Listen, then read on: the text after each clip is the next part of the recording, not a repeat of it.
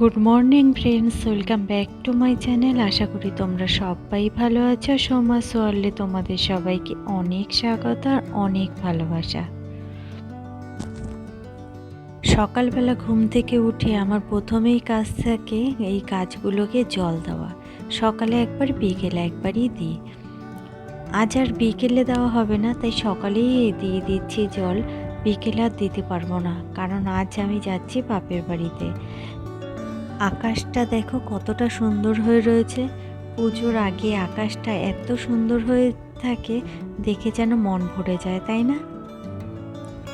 আর এদিকে দেখো, কালকে যে বাসনগুলো মেজে রেখেছিলাম সেগুলো সব গুছিয়ে রেখেছি। যাবো বাপের বাড়িতে, তার জন্য এখন রেডি হয়ে নিচ্ছি। ড্রেস করা হয়ে গেছে কিন্তু এখনো সাজা হয়নি, রাই সাজছে। তার জন্য প্রত্যেকবার তো সকালের দিকেই যাই আর কি, 11টা সাড়ে 11টার দিকে, আর আজ যাচ্ছি বিকেলে। যদি কল্যাণীর ওদিকে তোমার রাত্রিবেলাতে বাস গাড়ি খুব কম থাকে, না হলে না সন্ধ্যের সময় বেরোতাম। সন্ধ্যের সময় বেরোলে রোদটা আর পাওয়া যেত না, কিন্তু রোদের তাপ প্রচুর। কদিন ধরে ভীষণ রোদের তাপ। শুনছি তো পুজোতে নাকি এবার বৃষ্টি হবে। বৃষ্টি হলে তো গেল সব কিছু বরবাদ, তাই না বলো? আজকে বিকেলে জল দিতে পারবো না বলে সকালেই জল দিয়েছি। সকালেও জল দিই, বিকালেও জল দিই, কারণ গাছগুলোতে না জল যদি সকাল বিকাল দুবেলা না দিই আর ওরা বাঁচবে না, যেহেতু এত গরম পড়েছে না, এর জন্য দুবেলাই জল দিই। আজকে তো দুবেলায় জল দেওয়া যাবে না, তাই আজকে একবেলাই জল পড়বে। আর এখন তো রোদ রয়েছে, এখন তাই জলও দেবো না। আর এখানে দেখো, এগুলো আজকে পা মোছার বস্তাগুলো কেচেছি। এটাই পুজোর লাস্ট কাচা ছিল, পা মোছার বস্তা ঝাঁটা, সেগুলোই আজকে ধোয়া কাচা করলাম। আর এখানে দেখো এই যে বাসনগুলো, রাই আজকে আর তুলে দেয়নি। ওগুলো আসি বাড়িতে, তারপর তোলা হবে। আর এখানে দেখো ব্যাগ গুছিয়ে নিয়েছি, রায়ের ওই যে কলেজে যাওয়ার ব্যাগটা, যেটা নতুন কিনলো, এটাতেই জামা কাপড় নিয়ে আমরা গঙ্গাতে যাব, তার জন্য কিছু জামা কাপড়ের মধ্যে নিয়ে নিয়েছি। কালই আবার বাড়ি ফিরে আসবো। আর রাই এখানে হচ্ছে রেডি হয়ে গেছে। এখন বাজে 3:10, আমরা 3:25 ট্রেনটা ধরবো। জানি না পাবো কিনা। চলো আমি রেডি হয়নি, দুগ্গা দুগ্গা বলে রওনা দিয়ে দিলাম। চলো এবারে যাই, যাচ্ছি রিক্সা স্ট্যান্ডে, রিক্সা ধরবো। আর এইদিকে দেখো, এই একটা ব্যাগ, রায়ের কাছে এই যে ব্যাগ। আমার কাছে যেই ব্যাগটা, সেটা হলো ওর দিয়ার আর কি, জায়ের মেয়ের। ও আঁকতে এসেছিল সেদিনকে আর কি, যেদিন আমাদের বাড়ি অনুষ্ঠান হলো সেদিনকে তোমার এসেছিল। ওই দিনকে ব্যাগটা ফেলে রেখে গেছে, তাই ওই ব্যাগটা দেবো, দিয়ে তারপর বেরোবো।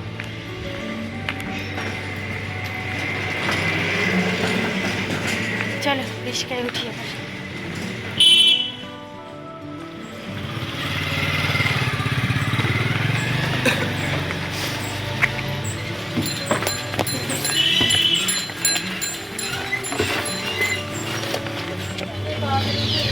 এদিকটা আসো, আসো আসো আসো। ওমা,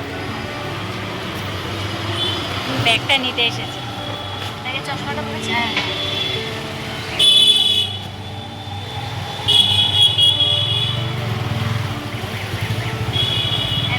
ভালো আছে তো? হ্যাঁ, এর মধ্যেই চশমা আছে। এই যে বাপের বাড়ি যাচ্ছি, আর এর মধ্যে চশমা আছে, দেখে নিয়ে যাও, ঠিক আছে? আচ্ছা, আসি মাসি। ভালো আছো তো? আচ্ছা, টাটা।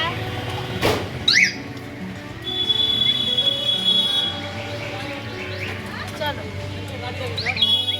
বিকেলের দিকে একদমই আমি কল্যাণীতে যেতে চাই না, জানো তো। অফিস টাইম পরে বিকেলবেলাতে আর থাকে অসম্ভব ভিড়। সেম কেস আজকেও হয়েছে, দেখবে একবার। এই দেখো কি ভিড় দেখেছো। জায়গা পাইনি, জানালার সামনেই দাঁড়িয়ে আছি। আর বাইরেটা দেখতে কিন্তু বেশ ভালোই লাগছে। চারিদিকে কিছুক্ষণ পরপর শুধু দেখছি কাশফুল। চলে এসেছি কল্যাণীতে, এবারে যাচ্ছি অটো ধরতে। অটো ধরে সোজা যাব বাড়িতে। দেখি অটোটা পেয়ে গেলে তো খুব ভালো, না হলে আবার বসতে হবে, অটো ভর্তি হবে তারপরে যাব। না, অটো পেয়ে গেছি। চলো এবার বসি, তারপরে বাড়িতে যাই। চলে এসছি বাড়িতে। দেখি পুরো সন্ধেবেলায় তো, দেখি কি করছে। রাই ঢুকে গেছে, আর ওই দেখো দূরে মা সন্ধে দিচ্ছে। চলো, এখনো কিন্তু টের পাইনি আমরা যে এসেছি।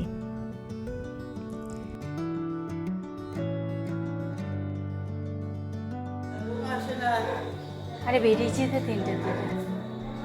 কেন কত কাজ ছিল? আরে কাজে বাজ করে ওই সময় আমার আসতে ইচ্ছে করে না, রোদ ভর্তি।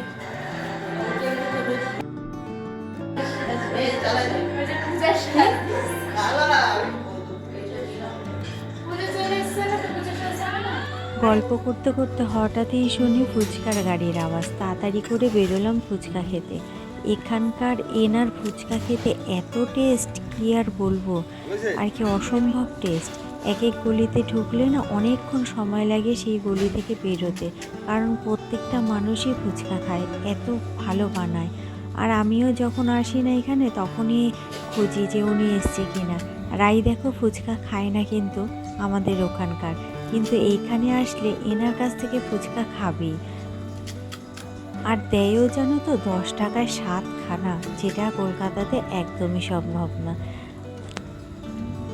এর জন্য আরও বেশি যেন ফুচকাটা খেতে ভালো লাগে। আর এছাড়া মাখেও অসম্ভব টেস্ট।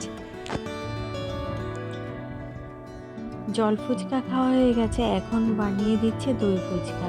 দই ফুচকা খাবো। এখানে জানো তো এই যে 4 পিস দই ফুচকা দেখছো, এই 4 পিসের দাম হলো 10 টাকা। আর আমাদের ওখানে বলো কত দাম। এর জন্য এখানে আসলেই না চুরমুর ফুচকা, তারপর দই ফুচকা এগুলো সব খাই মন ভরে। চলো ওনার রেডি হয়ে গেছে, এবার নিয়ে ঘরে যাই। আর রাইটটা এই যে রাই এখন খাচ্ছে, দারুণ লাগছে বলছে। ও ফুচকা খেতে ভালোবাসে, তবে এইখানকার ফুচকা বেশি ভালো খায় কলকাতার থেকেও। আর এই যে আমি নিয়ে ঘরে চলে এসেছি। মৌমুনি মা ফুচকা খাবে না, শোনো আমার থেকে একটা ফুচকা খাবে। ও এখন যাবে তোমার পড়তে, তার জন্য ও এখন আর কিছু খেলো না।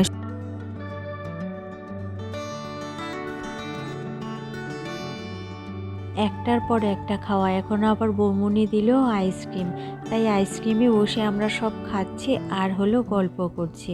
গল্পের তো শেষ নেই, আর সময়ও বেশি নেই, এর জন্য গল্প তো একদিনেই শেষ করতে হবে। আর দেখো এই সবাই মিলে গল্প করছে, দিদিও এসেছে, সবাই মিলে আমরা এখন আইসক্রিম খাচ্ছি আর গল্প করছি।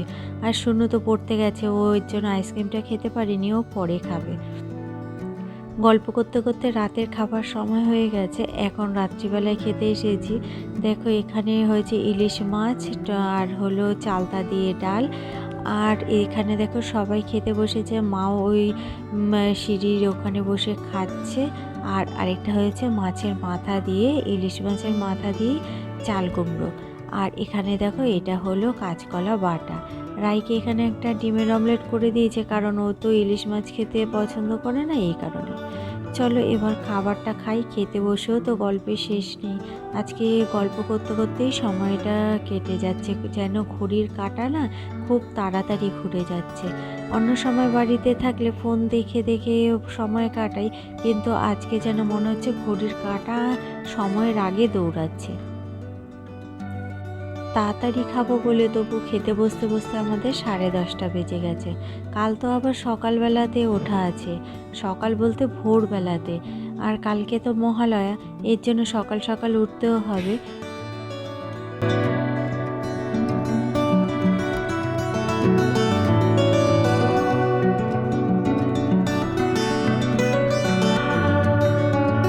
চলো খেতে খেতে আজকের ভিডিওটা শেষ করছি। দেখা হচ্ছে তোমাদের সাথে আবার আগামীকাল একটা নতুন ভিডিওর সঙ্গে।